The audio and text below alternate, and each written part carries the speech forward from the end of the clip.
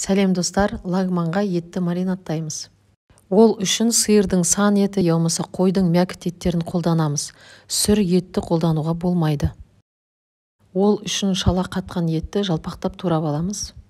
Бұл жерде мен 1 келі 200 ет алдым, ал тамаққа 300 грамнан салып отырамын.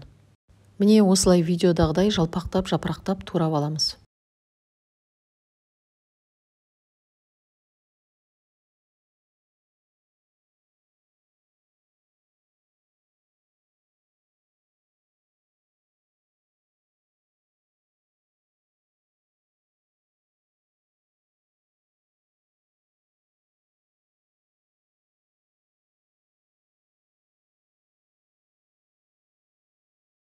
Енді бөлек ыдысқа жақсылап жұмыртқаны салып, араластырып етімізге құямыз.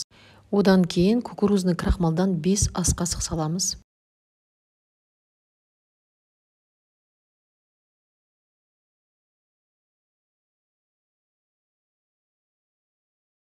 Соя соусын құямыз.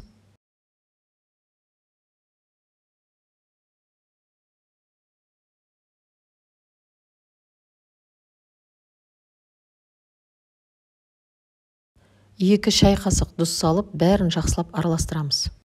Бір түнге холодильникке қоямыз.